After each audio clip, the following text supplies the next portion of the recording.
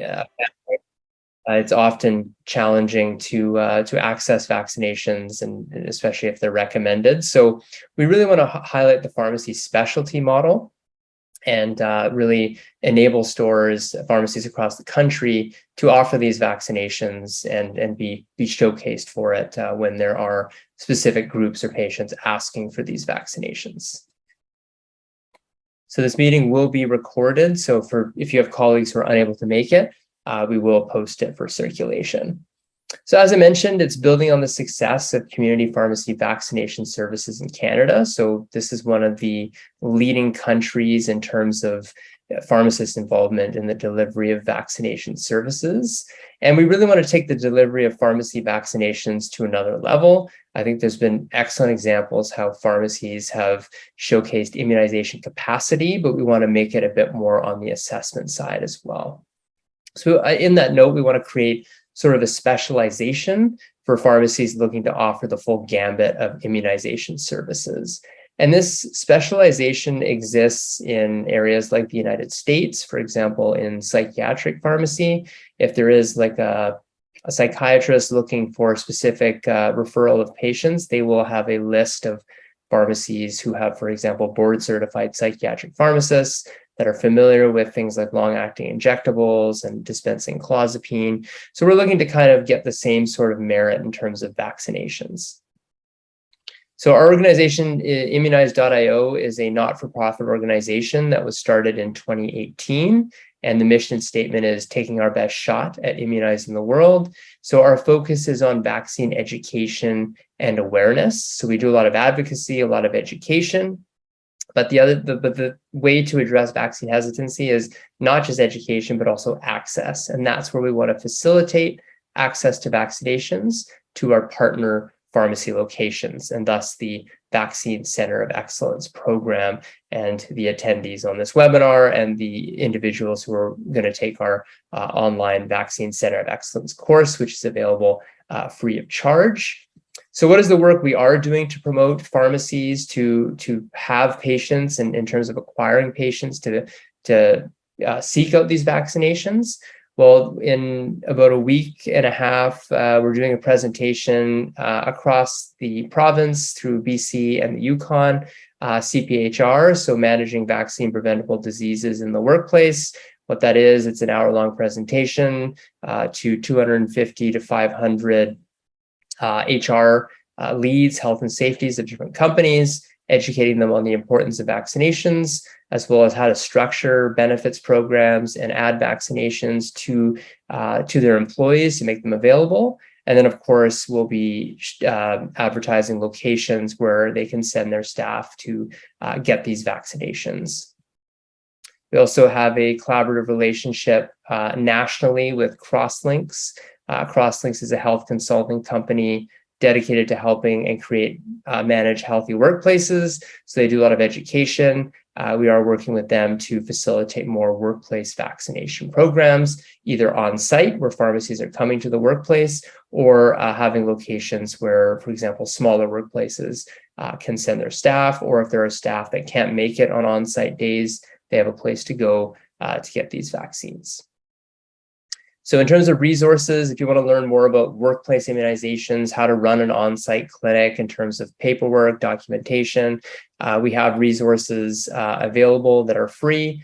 You can check them out at our Vaccine Center of Excellence course, which is available. The link is there, and we'll post the link in the chat as well before the end of the session.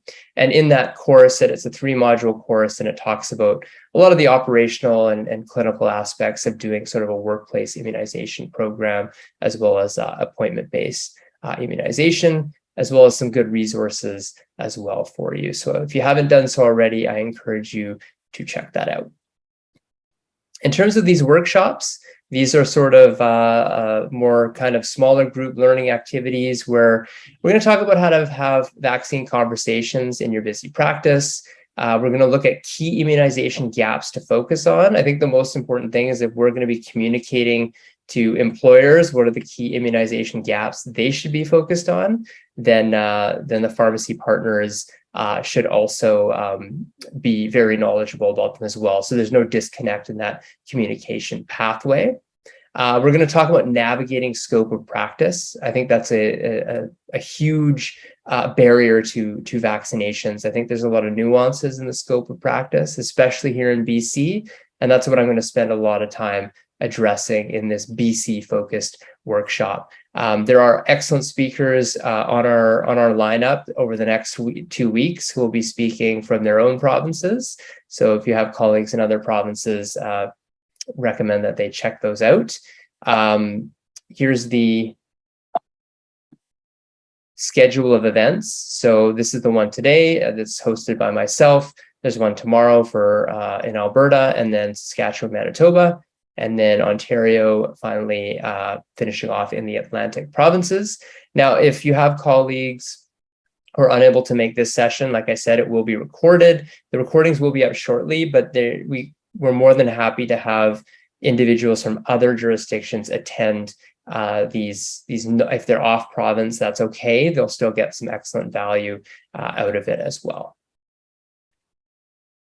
So that's our introduction, and now I'm going to get into the BC Vaccine Center of Excellence program in terms of what we want to talk about today. So here are my disclosures. And this Vaccine Center of Excellence initiative has been graciously sponsored from a financial grant from GSK, Merck, and Pfizer. So as a reminder, if you haven't done so already, check out our resources. And here's the learning objective. So first of all, we want to appreciate the role of community pharmacists in the delivery of vaccination services. And we want to recognize the heterogeneity of pharmacist scope of practice across Canada as it relates to immunizations. We want to evaluate critical immunization gaps in your community. We want to know what are the key gaps that we'll be communicating and the ones that you also should be communicating in your practice. And then we're going to discuss operational strategies to optimize immunization services based on expert experience. And I don't know if I can call myself an expert, but my colleagues in other provinces are certainly experts. So we're going to talk about a bit about our experiences as well in delivering pharmacy-based immunization programs. So in terms of why is pharmacy important? Well, there's quite a few immunizations that pharmacies have been doing, especially in British Columbia, for a long period of time. So influenza is a big one, COVID-19, and those top two are definitely be high up on the priority list in the coming fall with the launch of the bivalent COVID-19 booster, which contains still contains the ancestral strain as well as a Omicron specific strain, whether it's the BA1 or the BA45 subvariant, we'll have to see. But either way, there'll be more COVID vaccines to administer in the fall, along with influenza. And in BC, we'll be using the IMS-BC platform for both. And we'll have to plan accordingly in order to workflow that in, I'm sure. And then routine immunizations, some jurisdictions in BC, we do have access to publicly funded vaccines. So we do have access to the vaccines in the pre-K as well as the adolescent immunization programs. So for example, students who missed their grade 6 immunizations or their grade 9 immunizations can go to a pharmacy to get that done. You do need to order it from your local public health unit with the patient's PHN. So there is a bit of a workaround, but you can administer that vaccine. And then, of course, the recommended unfunded vaccines, where pharmacies are really the only place for that to happen. And those are some critical vaccines. And those are the ones we're going to be talking a lot to workplaces, because a lot of times when we talk to employers, there's this sort of misconception that the government covers all the recommended vaccines they need for their adults and their older adult employees, but that's certainly not the case. And those are some of the key gaps we're going to look at in this workshop. So as a pharmacist, here are some examples of where I incorporate immunization in my own practice. So again, here's some examples of where I would incorporate vaccines in my practice. So there's a number of opportunities. I guess the most straightforward one is this sort of awkward time of when people are getting refills. This is from the BC College of Pharmacists. saying, do you have any questions for the pharmacist is quote unquote not acceptable. The pharmacist must provide counseling each time. And some of the examples they give on the website, kind of probing if there's are any issues. To be honest, a lot of patients have been on these medications for a long period of time, and they really don't have any problems or questions. And one of the best things we can to continue engage dialogue with the patients there is to talk about their vaccination status. So the college does say patients do not know what they do not know, and that certainly comes from vaccinations as well. So one of the biggest reasons why patients aren't vaccinated is because no healthcare provider had the conversation or recommended it. And in BC, as we know, with the shortage of primary care providers, the limited access, pharmacists, you as a pharmacist are perhaps the only person who is going to have this conversation.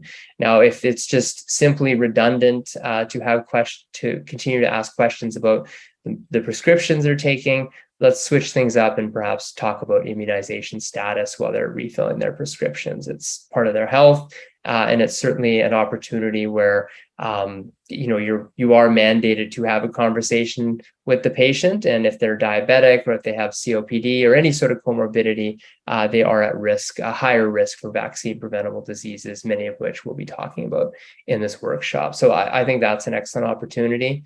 For those of you who do consult-based work in immunizations, so travel medicine, that's probably one of the biggest sort of immunization opportunities that I have. And it may not necessarily be when they're traveling, because a lot of patients travel last minute, but when they do start a series of Hep A or Hep B, I usually add on if they qualify or if it's recommended for them, vaccines like pneumococcal, Shingrix, HPV, just because we're in that sort of conversation about updating their vaccines for wherever they're going. But then we have this long-term rapport where they do come back for other immunizations as well. So it's probably my biggest sort of area where I talk about vaccinations. And then the new sort of twist is we're in such an evolving landscape of pharmacy-based services, and it's always changing. So obviously, with the pandemic, with the lockdowns, there wasn't as much travel. It's starting to pick up now, but really for the past at least year since using IMSS-BC, there's been a lot of traffic, even from the ministry website or from the IMSS-BC website, of patients coming in for COVID vaccine appointments. And that certainly serves as an opportunity to talk about other vaccines, develop some rapport. I mean, we've had patients come in sometimes 2, maybe 3 times over the course of a year for their primary series of vaccination, their booster dose. For those pharmacies doing the Novavax vaccine, perhaps seeing a more hesitant cohort of patients who realize that terrible things aren't going to happen when they get vaccinated. So we've seen a lot of patients come through our pharmacies that are getting vaccinated. So this is certainly an excellent opportunity to have discussions. And sometimes it does get busy with COVID vaccines, but even just having a poster of other vaccines while they're waiting, just to they're in that mindset of getting vaccinated, and they're in that mindset of repeatedly getting vaccinated. So it's certainly an opportunity, I find, to talk about all immunizations for patients, especially for patients who are immunocompromised. They're often, some of you have seen them multiple times for their second booster. So it's certainly a captive audience for sure to talk about all recommended immunizations. So let's talk about scope of practice. And in BC, I think I do need to spend some time on this, because it is actually a very, very powerful scope of immunization practice. And given everything that's happening now, we talk about how our scope of practice hasn't changed much for pharmacists in BC when it comes to prescribing or even renewing medications. But for vaccinations, it has remained very strong. So BC had the first expanded scope of vaccination in Canada in 2009 with the H1N1 pandemic. And we've had the most liberal and broad scope of vaccinations. It's not restricted like it is in Ontario for specific vaccines, and it's open based on your interpretation and application of clinical practice guidelines for your patient. So in terms of BC, all vaccines are Schedule 2. So that means they do not require a prescription. So that's the key thing there.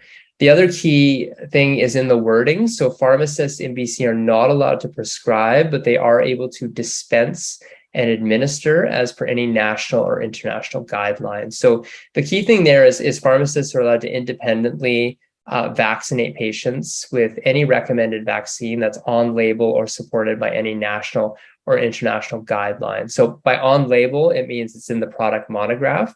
Product monographs traditionally, typically 9 times out of 10 are very restrictive. So typically guidelines like NACI or ACIP or any sort of international guideline will kind of take it above and beyond. And that gives you even more latitude to provide vaccinations for your patients. So the example I can give is for where product monograph is a bit more restrictive is HPV vaccination. The upper age limit for that for men and women is 45 as per the monograph, but NACI says no upper age limit. So as a pharmacist in BC, there's no upper age limit for patients you can vaccinate with the HPV vaccine because there's a guideline to support your decision.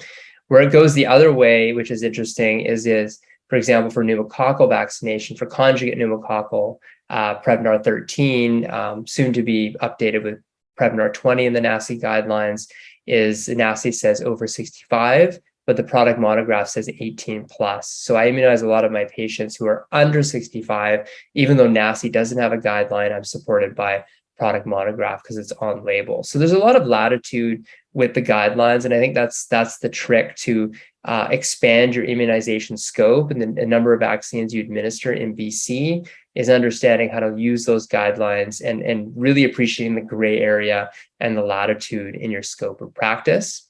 So I have a link here from the BC College of Pharmacists. It hasn't been updated for about, I think 8 years, but I do have a copy of an email that I wrote to the college a few years ago. And basically they reiterated it. They said recommendations from a national, provincial, international organization that supported the administration to a patient like the one you have, so the one in front of you. The recommendation does not have to come from the BC CDC. NACI, it could be from anywhere. And the college does say you must document your decision to dispense and administer a Schedule 2 vaccination. And I think this is where there's a lot of misconception and confusion, especially around, for example, third-party plans. So a lot of pharmacists will turn patients away saying they do need a prescription, but they actually don't. It is Schedule 2.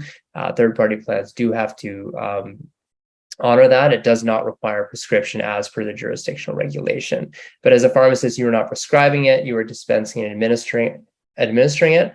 But in doing so, if a third-party plan were to take a look at what you've done, you do need to supply some documentation. Here's an example of a documentation that I use in my practice. Basically, it makes it look like a prescription. This is from the Kroll pharmacy software. So I kind of use a fax refill request to myself. So that way I have the patient date of birth, healthcare number, information, as well as a detailed description of the vaccination. And then I always write that I've assessed the patient and I've recommended the vaccine for a reason and the guideline that I've used. So in this example, it's HPV vaccination. There's no upper age limit. That's supported by a guideline. I have my name, my license number, I've signed it, dated it. It's back in February. And the other thing I do is I also affix the pharmacy dispensing label to show that I've dispensed and administered. I haven't prescribed it. So if I were to take this and give the patient a vaccine to go take and get administered somewhere else, that's prescribing, that's Schedule 1.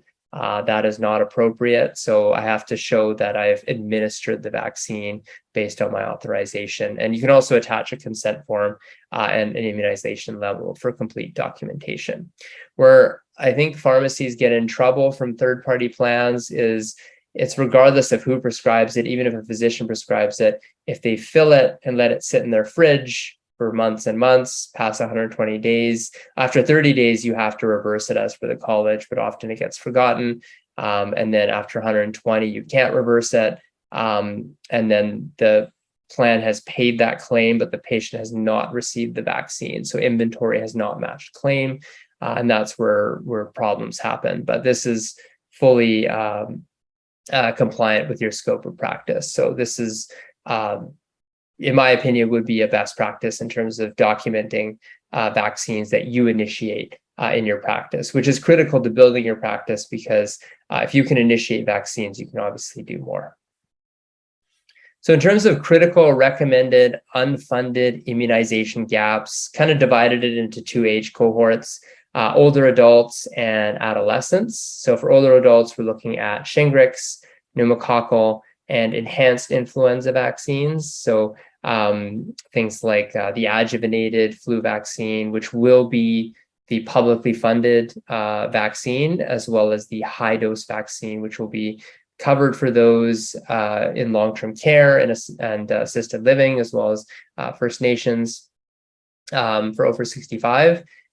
So those are sort of the enhanced vaccines, giving the older adults a bit more antigen or an adjuvant to help boost the response. And then adolescents, we're looking at things like HPV and meningitis B in terms of that age cohort. So in terms of shingles, I'm starting with the vaccines that are probably the easier conversations and the easier vaccines to grow in your practice, to the more, I guess, niche and challenging ones. But they're all important. But we'll start with shingles because it's just so easy. Everybody over the age of 50 is at risk for reactivation of latent herpes zoster.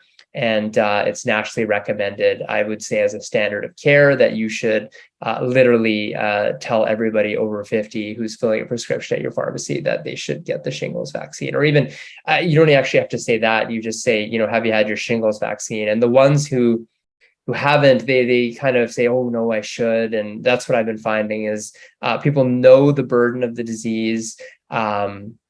They do appreciate the newer Shingrix vaccine in terms of its effectiveness and duration of protection. They probably have heard it's a bit reactogenic, so they will have some side effects like a sore arm, and they might feel a bit icky, but they do appreciate that is certainly not as bad as having a bad shingles infection. So let's utilize the fact that people do appreciate the burden of this disease, and use this as sort of the low-hanging fruit of more discussion around the vaccination in your practice. And I think this is probably the most common one that I initiate even under my name as a pharmacist here in BC, because it's just such a standard of care for those who are over 50, and there's just so many patients over 50. It does have an expanded immunocompromised indication, which is a bit more advanced in terms of if you want to initiate that. I will touch on that briefly, but if you want more information on that, we probably have to do probably want to attend one of the CMEs on Shingrix. So in terms of vaccine conversations, how do I talk about Shingrix vaccination with my patients? As I mentioned, everybody over 50, and this is sort of the documentation writing that I would document if I were to initiate the vaccine. All patients over 50, based on the NACI guidelines, it's grade A evidence, grade A recommendation. So it's a no-brainer in terms of advocating and recommending this vaccine. In terms of patients who've already had an episode of herpes zoster, that's where it gets a little bit, there's a little bit more discussion that needs to happen. Unfortunately, that doesn't confer any sort of decent immunity. In fact, if somebody's had shingles, we know that they do have a dormant infection, and the risk of reactivation again is obviously a lot higher, and it can be a lot worse. So they should definitely get vaccinated. We should wait for them to have a resolution of their episode. There is actually no evidence to say how long someone should wait. So NACI does say at least 1 year, but I typically like to do it a bit sooner. So like in BC, we can use different guidelines. I like to use the ACIP guidelines with 8 weeks because they recognize that there's no specific amount of time. So wait a minimum of 8 weeks after a person has cleared up their shingles infection. So this one would say, if I did it based on ASIP, I would do 8 weeks after the resolution of the acute phase. So 8 weeks after their lesions have healed. So after they heal, 8 weeks, 2 months pass, and then I can go ahead with vaccination. Now you can wait the year, but this kind of gets it done sooner. And I find with the year mark, patients will talk to their doctor to have it done within the year, but then nobody follows up on that. So just make sure to keep following up on that. And if they can't remember if it's been a year, then it's probably been long enough and you should probably just proceed with vaccination. In terms of the immunocompromised, this is where it gets a little bit tricky, not necessarily with the indication. So we know that those who are immunocompromised have a higher incidence of disease, of herpes zoster or shingles. They also have more severe manifestations. So they'll get things like disseminated herpes zoster, more likely to get very bad lesions, higher risk of posthepatic neuralgia. So we know the burden of disease is higher. So we know that anybody who's immunocompromised, they don't have to be age 50. They can be 18 years of age and older, and we can provide shingles vaccination. Where it gets a little bit tricky is, how do you define if somebody is immunocompromised? And fortunately, there are a couple good guidelines. Again, in BC, we can use any national or international guidelines. So we can use ASIP's clinical guidance on immunocompromised adults in relation to shingles, and NACI's definition of moderately to severely immunocompromised in relation to COVID-19, or the BC CDC COVID-19 eligibility. The good thing is, if you have patients who are CEV, clinically extremely vulnerable, and they qualify for things like more doses, early doses, more boosters, it's high probability that they also would benefit from a shingles vaccination, even if they are under 50. And the easy part of it is most people who are immunocompromised are over 50. So it's a double whammy, where you can just use the fact that they're over 50 to vaccinate them with Shingrix. The fact they're immunocompromised just speeds up the urgency of that. So just to clarify, when I document this, I have to document a guideline for why my patient's immunocompromised, as well as the Health Canada product monograph. So in this case, I used NACI guidelines for the patient. So that's the shingles vaccination. Let's talk about pneumococcal disease. And there's definitely some new products on the market for preventing both community-acquired pneumonia and invasive pneumococcal disease.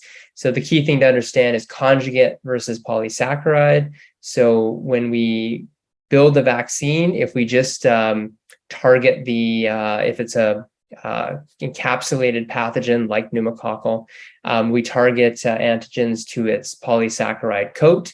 If we just use a polysaccharide, it's not super immunogenic. It doesn't elicit as robust of a response. It doesn't mobilize key elements of our immune system like our T cells. But if we covalently link it to a protein, we turn it into a conjugate, and that isn't a massive game changer, where you can mount a much better immune response. You can keep it potentially isolated out of your lungs. With the polysaccharide vaccine, what its job really is to do is to prevent it from going from lungs to the blood to a more invasive form. The conjugate will actually prevent it from getting hopefully into the lungs. It'll prevent that. It'll also reduce carriage in the nose and the throat.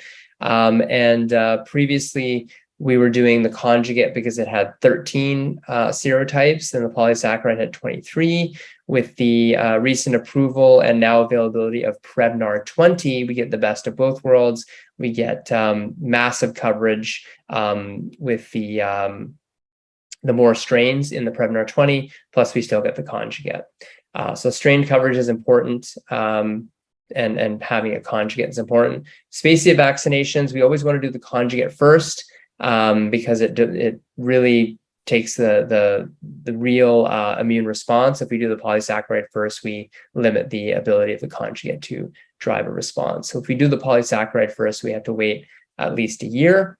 Now, with the introduction of Prevnar 20, everybody is pretty much, I call it like a palate cleanse in terms of pneumococcal protection. Everyone's now, quote unquote, not up to date with what the best immunization is. So even if they've already received Prevnar 13, they will certainly benefit from Prevnar 20 to boost their response, as well as give them more strain protection. And because we've been vaccinating both kids and some adults for pneumococcal disease, the strains that are the additional 7 strains, so from going from 13 to 20, has a significant ROI. It has a very good return on investment because those strains have now predominated because we vaccinate against the other ones. So it certainly is worthwhile. The minimum for those who've received Prevnar 13 is 6 months. So if they've had Prevnar 13, within 6 months, they can get a Prevnar 20. But most of your patients who've already had Prevnar 13, it's been longer than 6 months. So that's another option as well this coming fall. In terms of vaccine conversations, these are the NACI recommendations. They have not been updated. They're still looking at PCV 13 for those over the age of 65. I do want to highlight that those 50 to 64 have a higher burden of community-acquired pneumonia. So the pathogen is going from the nose and the throat into the lungs, and they would certainly benefit from the conjugate vaccination, the Prevnar 20. In terms of the college's take on that, I did actually use this as an example during my practice review back in February of 2021, and they do accept using the product monograph as a guideline, keeping it on label, as I mentioned. So you can justify your decision, even if there isn't a NACI guideline, to support that.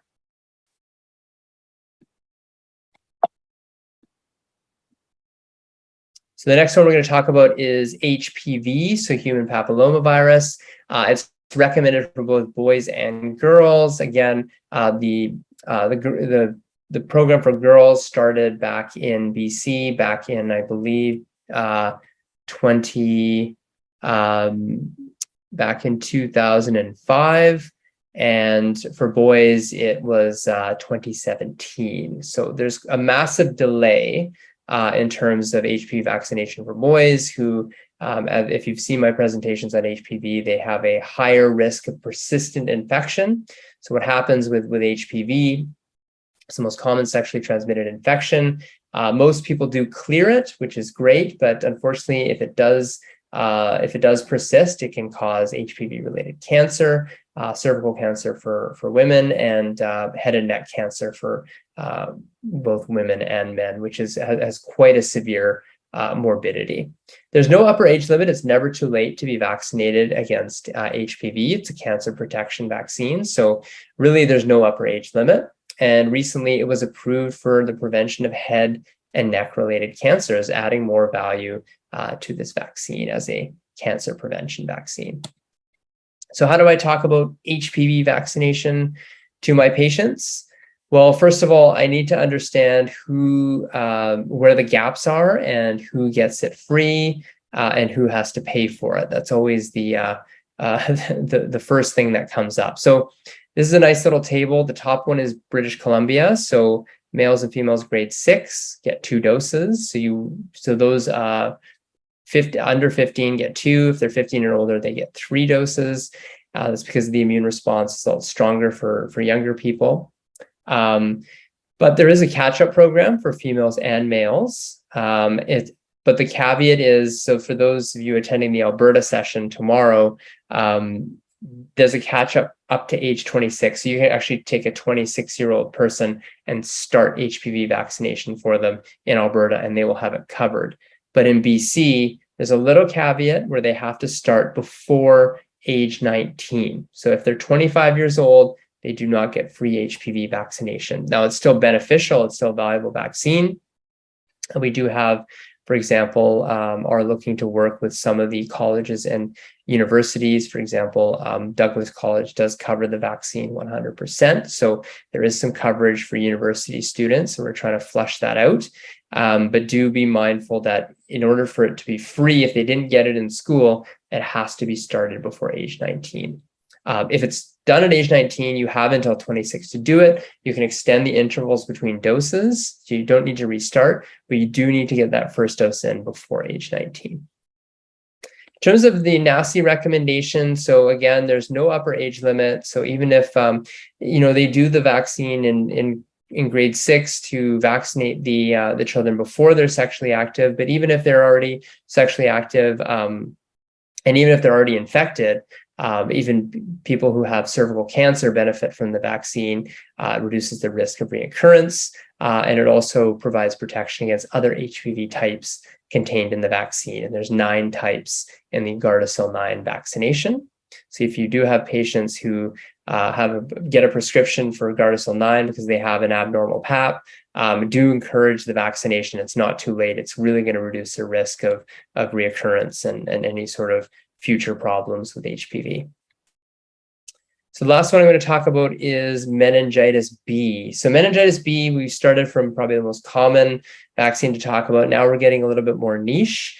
So with meningitis B, there's a couple little subtleties. Well, the first one is the burden of disease. So it's quite a devastating infection. It does kill very rapidly. And unfortunately, the case fatality has not changed at all even in the advancement of modern medicine. So once patients get beyond the 16-hour mark, unfortunately for the first 12 to 14 hours, it does look like influenza or COVID-19, but it progresses very quickly. People, if they do survive, they have long-term complications, neurologic complications. So it is a very devastating disease. Even though it's very rare, even the risk is low, it can still happen. There's still a risk. It is really sort of the missing serogroup of our vaccination program. So we tend to lag behind. So right now in BC and other jurisdictions, kids in grade 9 get the MenACWY. So they get 4 serogroup protection, but they don't get the B. And as I mentioned about pneumococcal, as we start vaccinating, these serogroups start to go down, but the B epidemiologically remains the highest.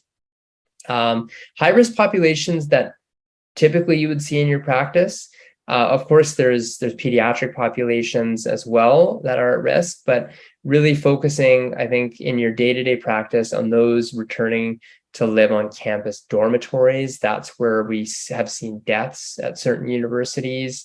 One as recent as the summer of 2021, as well as high carriage rates in that population, as well as a high probability of transmission with sharing drinks, sporting equipments, and things like that. So we have seen patients getting their COVID shot or their booster shot because their dorm requires it. And typically, we would also talk about the MenB vaccination as well as being a risk. And we are seeing increases of MenB cases in jurisdictions like Germany and the UK as kids are coming back into dorms, is because we've changed the sort of ecosystem of infections. And we're starting to see that come back as we've seen increase in socialization. So I do worry about the students going into campus dormitories, especially this coming fall. We should be talking about meningitis B vaccination. In terms of vaccine conversations, so this is kind of where these conversations are a bit more subtle in terms of, well, if it's so important, why doesn't the government fund it? Why hasn't the university recommended it in a list of things to do?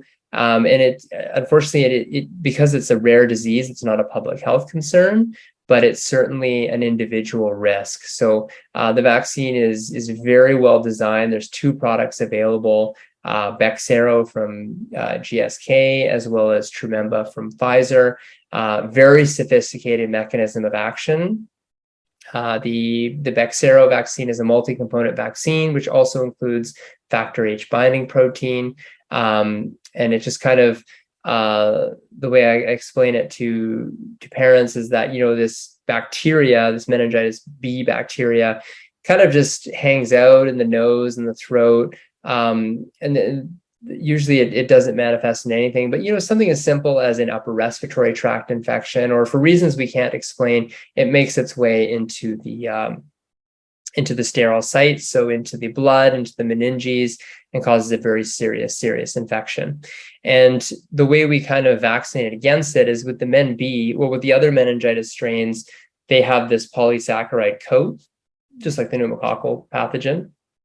And we basically create antibodies against that coat. But with Men-B, the reason why it's a bit of an outlier is because antibodies against that coat are similar to a neural adhesion protein in the body. So we don't want to make antibodies against something that's similar in our body. So we have to do a protein-based vaccine on very strategic targets. And one of those targets is the factor H binding protein. So what it does is it uses this protein to bind up something called factor H, and it uses it as sort of a cloaking device to evade the body's immune system. If we make antibodies against it, it can't bind factor H, and the immune system can do its thing. So it kind of uncovers this pathogen in a very innovative way, but it's an important vaccine in that particular time in that particular patient population. So that's why the conversation is a little bit more subtle, but it's still a very important conversation to have, because the sad thing is a lot of the cases where this happened, the parents thought they had vaccinated against this particular disease. So unfortunately, they got the AAC W135, but they didn't get the B. And we call it like the meningitis vaccine.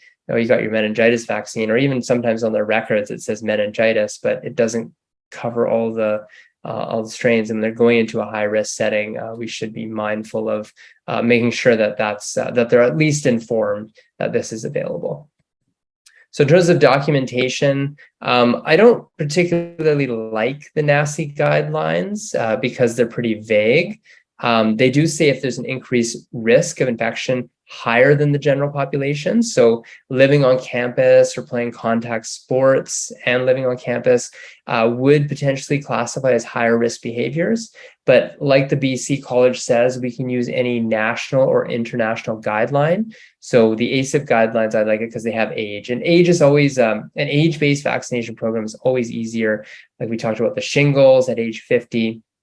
And for this one, 16 to 23, perfect age range to vaccinate patients who might be going into a higher risk setting. So I like to use the one on the right because it's a bit more straightforward, but the NACI guidelines do recognize that there are certain behaviors that increase the risk.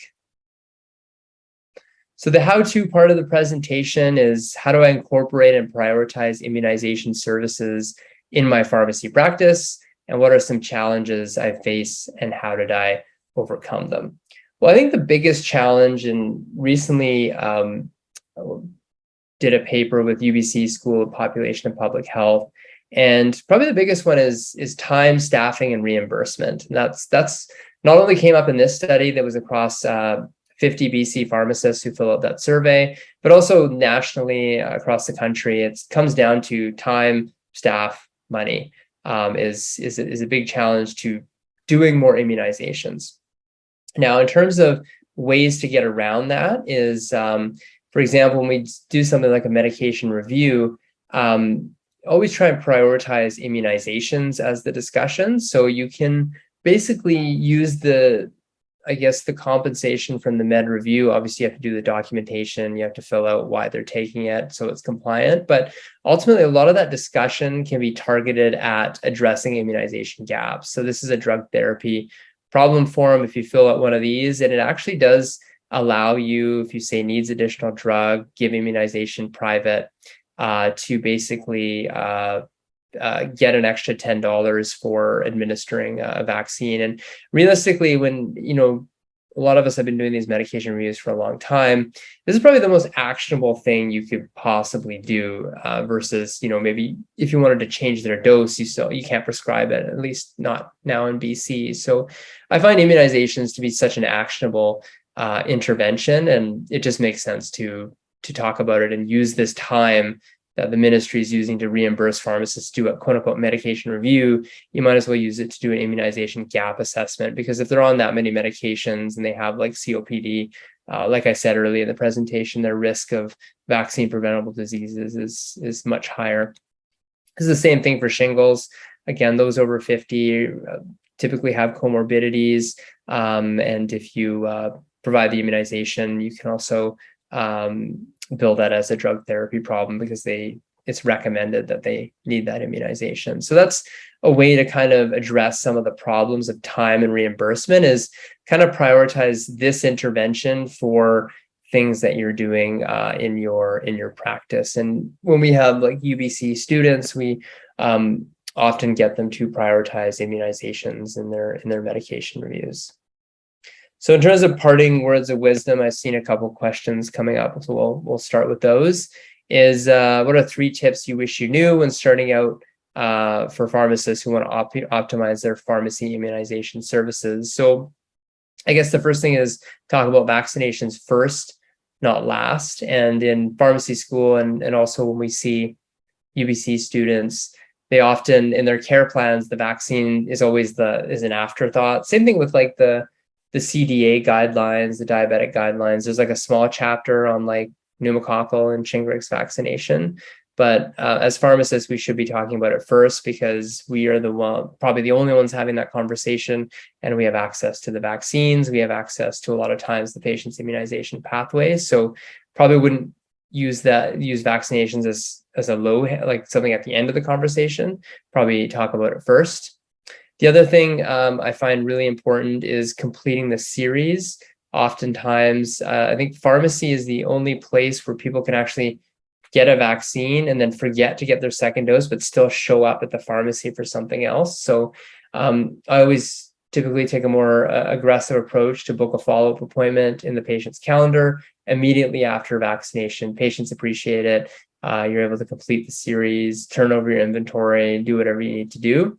It just makes it a lot easier to create that accountability right off the bat. I just don't like to see the patient come back multiple times and it's just they were there, but they didn't get their second dose of whatever vaccine and therefore are not completely protected. The other thing is if a patient comes in with a vaccination prescription, administer it right away. And I think that really is critical because a lot of times one of 2 things can happen. One is it gets logged on file and it gets forgotten.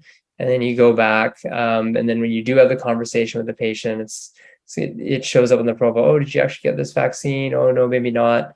Because it's fresh, it's top of mind. If their doctor wrote a prescription, even if they didn't have a strong recommendation or not, you should definitely follow up with that. And the other bad thing that can happen is if you do fill the prescription and you let it sit there and the patient doesn't come back and they say, oh, no, I'll come back later, then you run into that problem where it sits on PharmaNet and you don't know if the patient actually got the dose, and you run into potentially an audit issue if it's a third-party coverage. So make efforts to administer it right away. Obviously with staffing, it's a bit difficult, but the other challenge is inventory. So depending on how much volume you get, you should always have a little bit of inventory for vaccines that are commonly recommended for older adults like Shingrix and Prevnar, and even HPV because there's multiple doses. So that's the end of the presentation. Let's start with any questions here in the chat.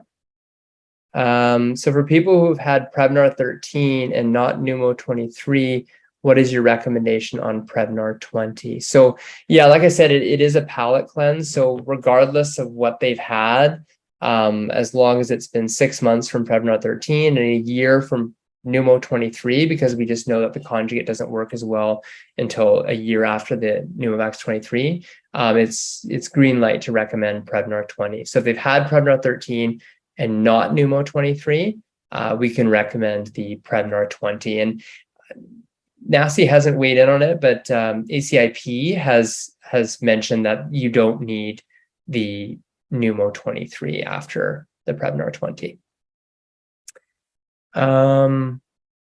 What's the provincial coverage for Men B? Good question. So the only time the province will cover Men B, and different provinces are different, but in BC, outbreak. So if there's an outbreak of Men B, like a cluster, somebody thinks they may have been exposed, then they will get coverage for Men B vaccine. The ministry will give it to them for free. That being said, though, when outbreaks happen, typically there are maybe some deaths and some complications. So not the ideal time to get it, but it does potentially mitigate any risk if somebody's not symptomatic, but they may have been exposed. They might be able to make some antibodies. So provincial coverage for MenB, from my understanding, is only covered in an outbreak setting. Any insight on monkeypox vaccination expansion? We'll have to wait and see. From my understanding, the monkeypox vaccination campaign is very targeted, and it's really being kind of managed by the health authority. There is a very specific sort of vaccination plan. At this point, there isn't any plan to put it into pharmacies. That being said, if there's any sort of change in transmissibility and cases start to pop up and we need more capacity, that's perhaps where that might happen. But at this time, I don't see any plans to expand it. If a patient had MenB infection, should patients still get the MenB vaccine? That's a good question. So usually, different diseases have different sort of effects versus vaccination, and usually vaccines are better than the natural infection. Obviously, well, you don't have to get the natural infection. So if somebody's had a MenB infection, again, their risk of reinfection depends on their environment, but they can still get the vaccination. That's not an issue. The onset of MenB is very fast, so it can actually kill people in 24 hours. So usually in the first 12 to 16 hours, 12 to 14 hours, it's influenza-like illness. But then as soon as we get to like hour 16, it's we start to see like purpura, a little bit of purple rash, and people start to get quite sick. The infection is quite advanced, so the onset's very quick.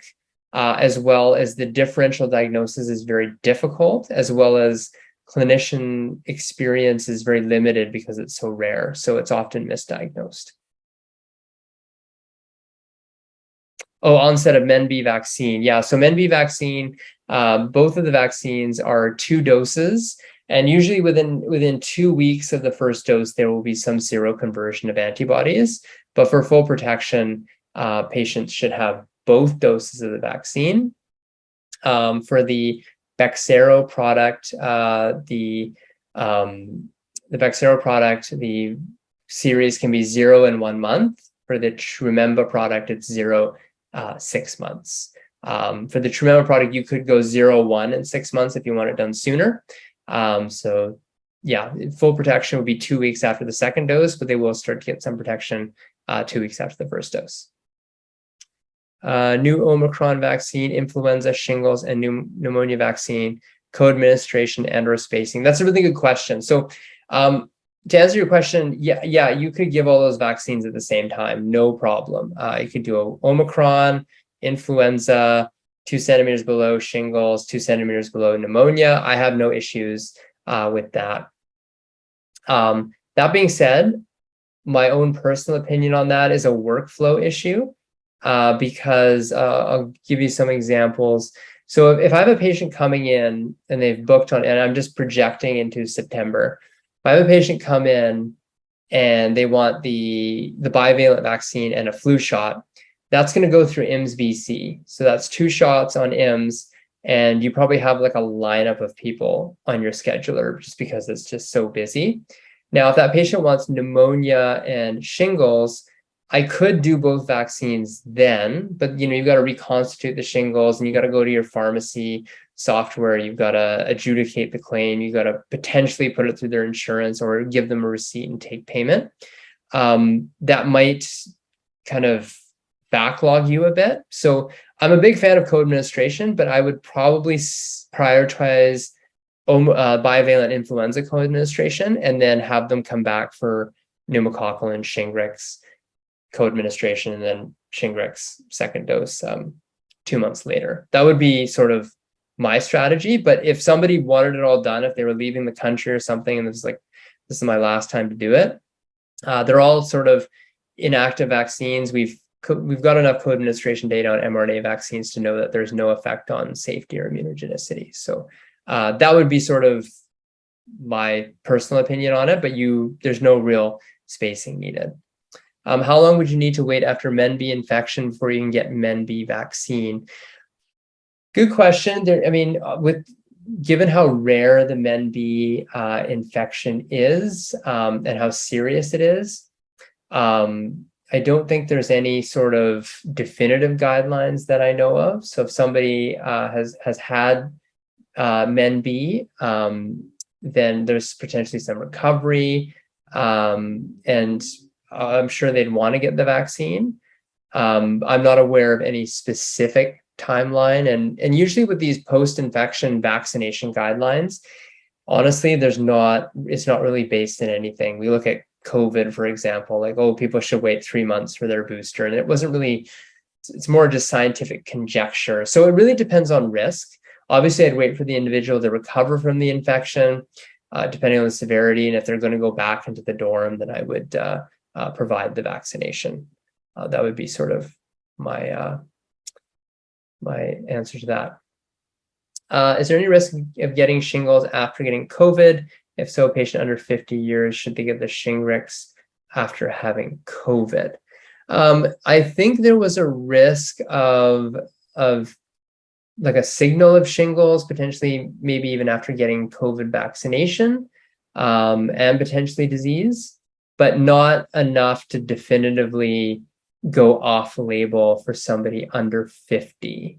So if you look at the college scope of practice, you can't go off label. So people under 50, unless they have some sort of immunocompromising condition, then if they want to get a prescription from their physician and go off label, they can. But I would say there's no evidence to suggest people under 50 should get Shingrix after having COVID.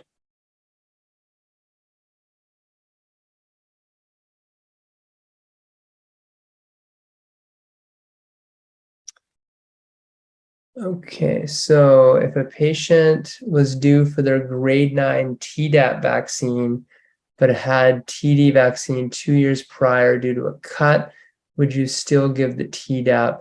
It's a good question. So with that one there is no issue re-administering the Tdap. Just potentially it might be a bit more reactogenic. So yeah, I'd want to get them their pertussis protection.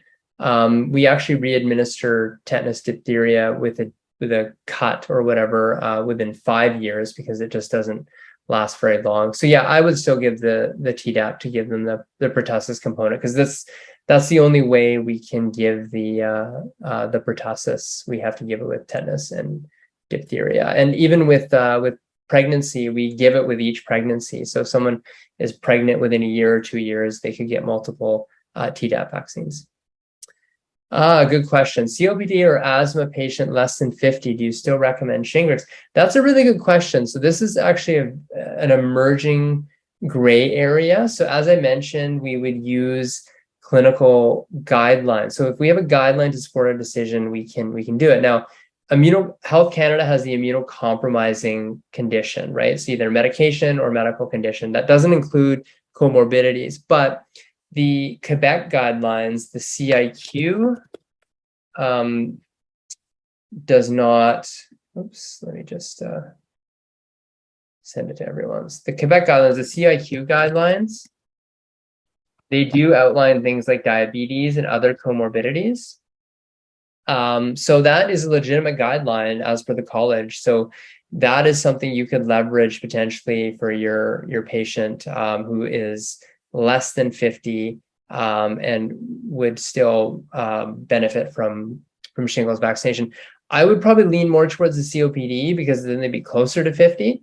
And the closer to 50, the better. I'd feel more comfortable. But I guess to answer your question, probably a COPD patient who's like 47, maybe over 45, and with quite advanced COPD, or at least on treatment for COPD, I would consider the vaccine, and I would use those guidelines to justify the decision. There's also some emerging data to suggest that the risk of this individual for reactivation and severity of shingles is higher because of their comorbidity than somebody who's has no comorbidity who is over 50. So it's an excellent question. There's certainly some guidance to potentially consider vaccination for this patient.